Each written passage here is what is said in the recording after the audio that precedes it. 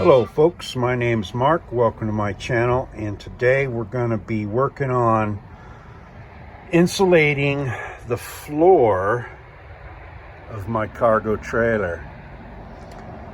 So the ceiling on the trailer is insulated, the walls are all insulated, everything is insulated pretty much except for the floor.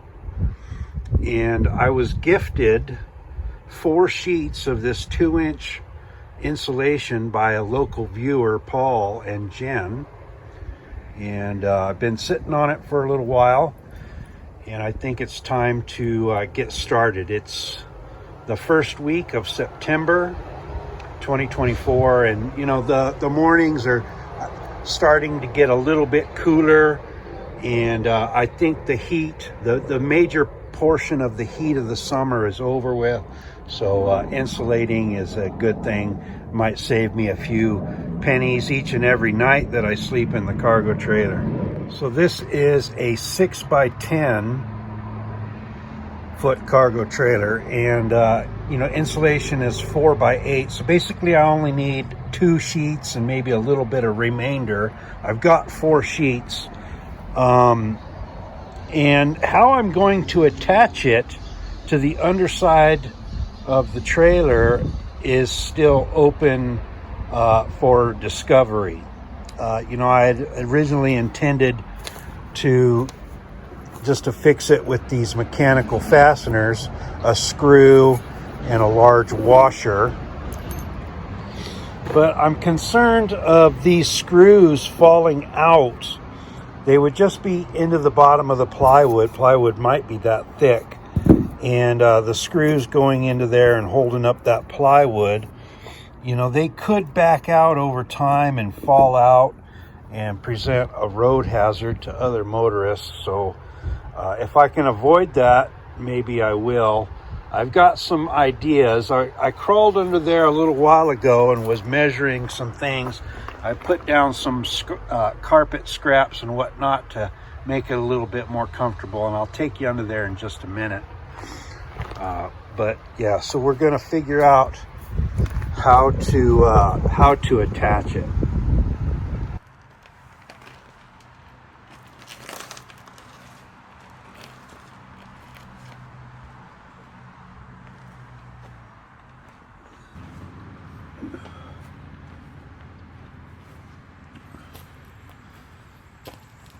All right, these stud bays are basically set at 2 feet apart, which makes it real easy because the insulation is pre-cut or pre-scored at 2-foot intervals and 16-inch intervals.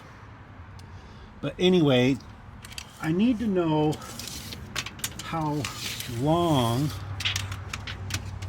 to cut it. 68 inches. And this one is 2 feet, and this one is a little bit smaller, and it's going to be harder. It's 23.5, but these C channels that are the floor studs are facing each other. So how to get that in there, I don't know. It might squeeze past it, it might not. But 68 inches by 24, and I can start cutting. And then this one is going to be smaller. This is going to be 55 inches. Because there's a little L bracket that holds these legs.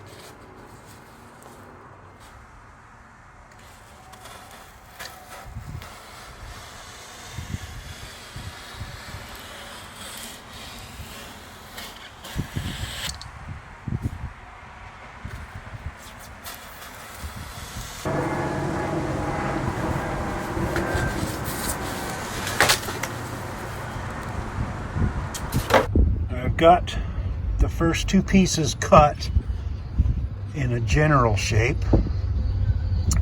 And the only real issue that we could possibly have is these screws coming through. You know, we'll have to push the insulation so that it, you know, goes over the top of that, which can be hard. I've discovered that when I was insulating the walls, you know, because I have Z-channel in there, that I had all these screws coming through that had to be dealt with, that you know, pushing the insulation around it and on top of it and whatnot. It didn't make it any easier, that's for sure.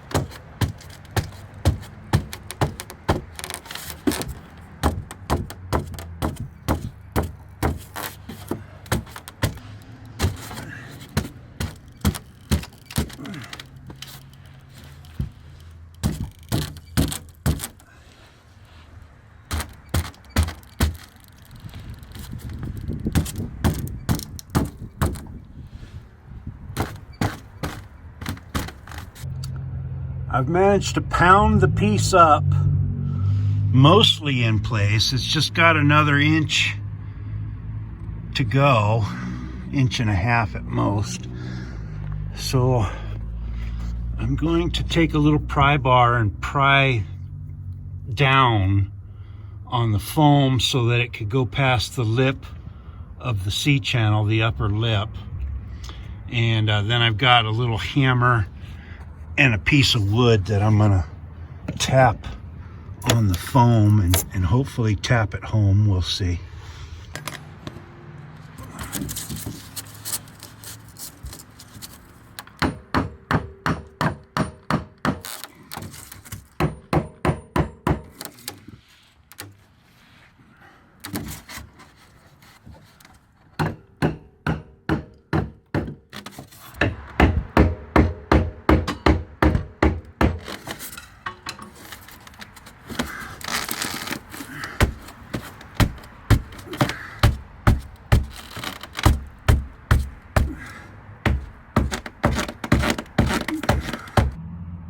So close. I might need to trim the corner right there. It seems a bit tight. And same on this other corner over here. Maybe just back cut a little bit from in here just to get it in there, and then I can pound it home with a piece of wood and a hammer.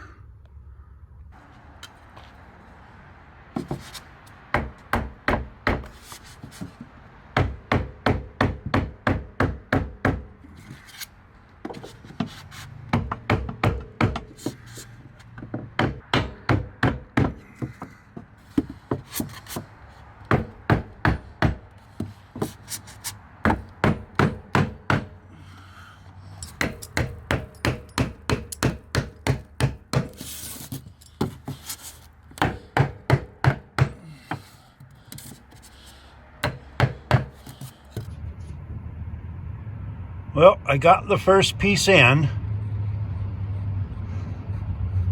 It ain't perfect, but I think it'll work just fine. Been sitting down here thinking about ways of keeping it up there. I mean, I think it's pretty stuck, right? Like, I don't think it'll ever just fall down, but maybe some mechanical fasteners would be better just to make sure. We'll see. But we're not going anywhere right now, so I just keep working on the new piece. I wonder about the next one, because I had to come at it from an angle, and now the axle is kind of in the way of the angle that I need to come at it. So anyways, every piece is going to be a little bit of a struggle, I think.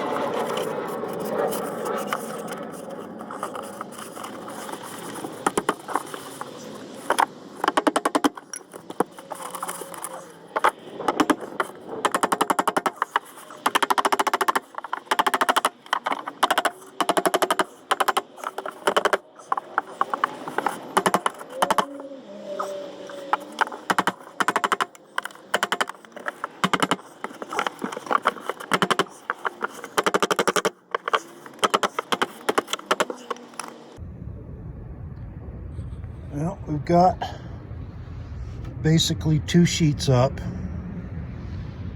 and the front here is a little bit more cut up. One big piece here, and then some little pieces around the edge.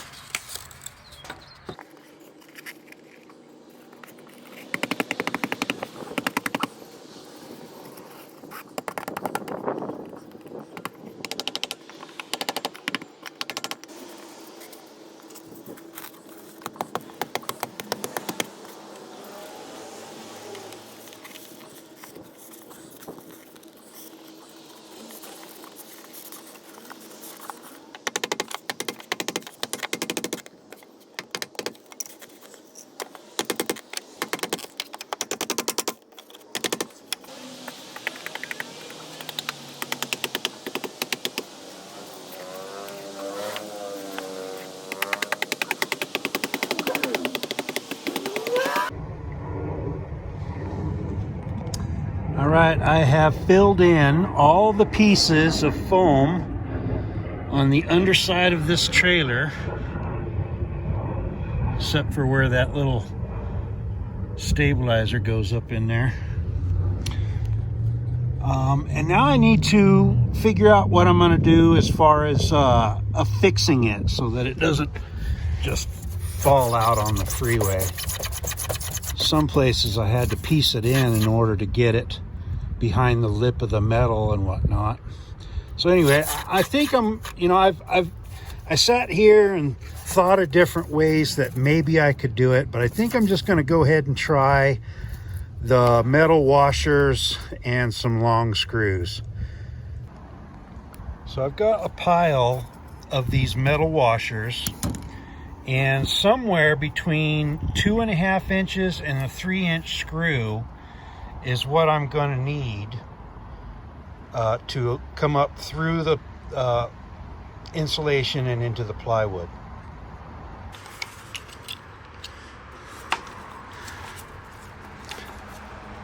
Now here's a little mock-up I'm doing to show you the difference between the 2.5-inch screw and the 3-inch screw. going into 3/4 inch material, pretending this is the plywood.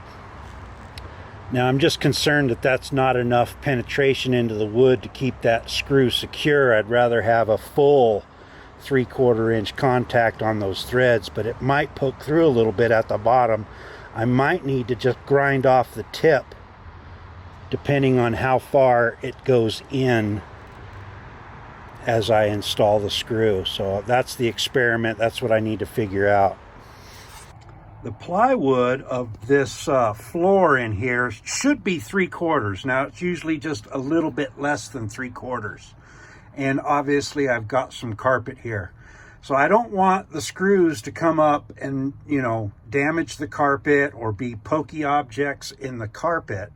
So what I need to do is I need to figure out exactly how thick or how many inches the screws need to be in order to penetrate 99% of the plywood, but yet not protrude too far into this living space. So what I'm going to do is I'm going to take off these wooden strips around the perimeter of the carpet at the front of the trailer, and then pull the carpet back and practice up front affixing the insulation, and I'll be able to determine how long the screws need to be for the other areas in the trailer that I don't necessarily want to pull up the carpet. So we'll practice up in here.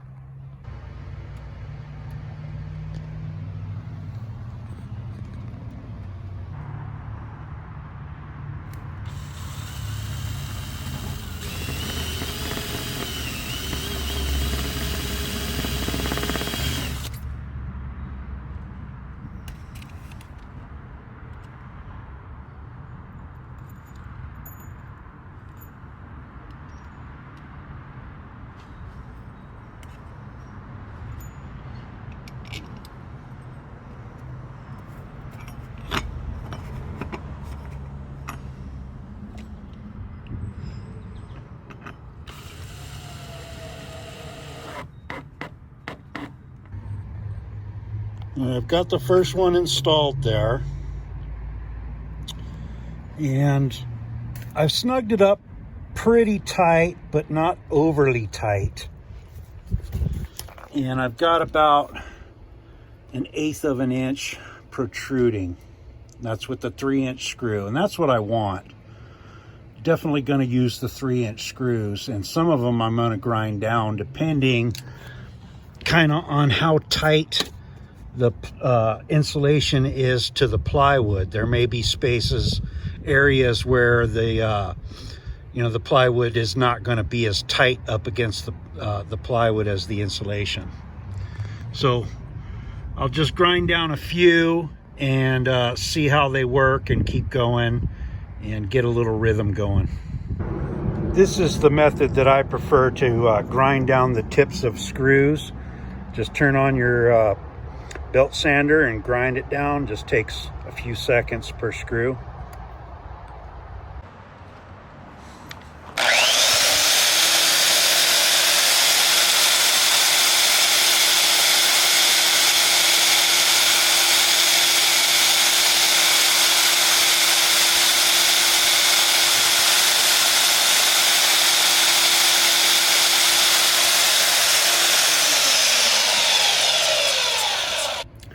I've replaced the pointed screw with the blunt screw, and that'll be much better.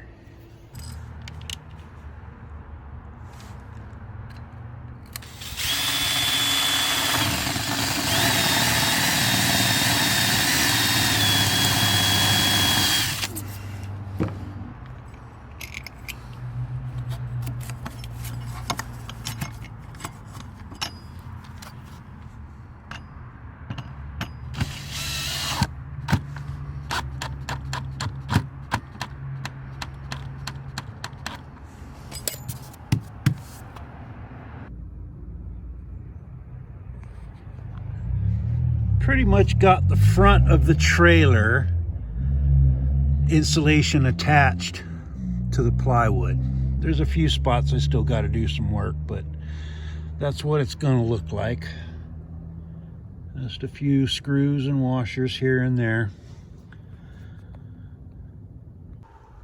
While I was doing that work yesterday, I pretty much came to the realization that it is better to pull the carpet completely up and out of the way in order to drill the holes and put in the screws and then remove any little chips of wood.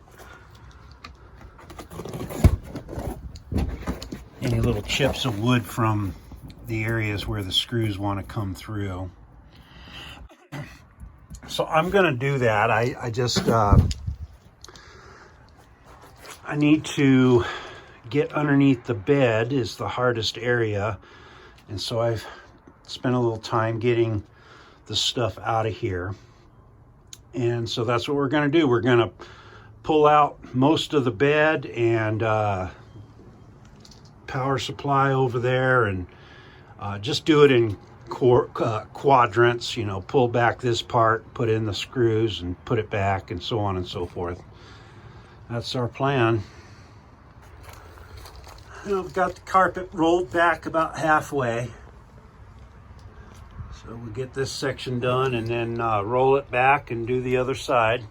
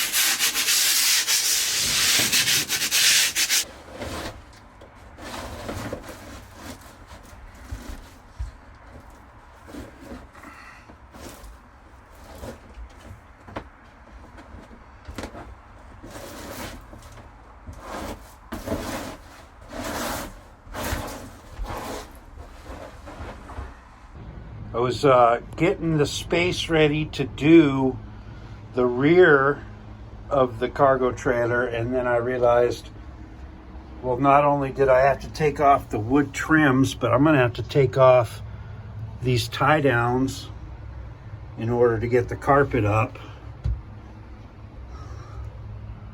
which is a little bit extra work.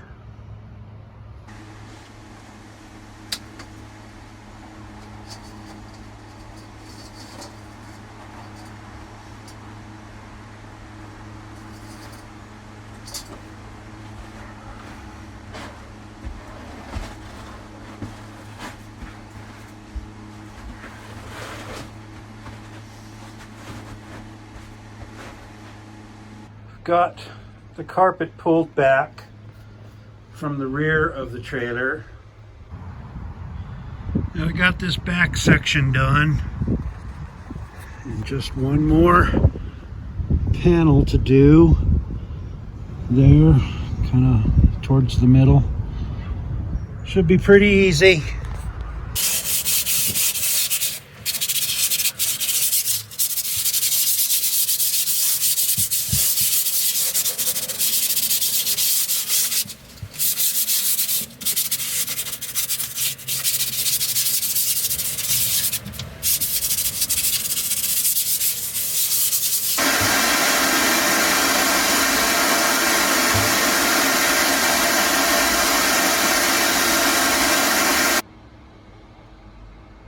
I've got my trims, carpet trims back down, and my power station in place and the wires put back. Got my tie downs back in place. Almost done for the day. Just kind of putting back the trailer. Insulating the floor of the cargo trailer. Summary. You know, it's a pretty straightforward, easy job. There's just a few things that made it a little bit more difficult. A few things that I still need to do for myself. One of them is I want to cover up the edge of the foam here with some kind of metal. I'll need to bend something and get it up in there. It shouldn't be too difficult.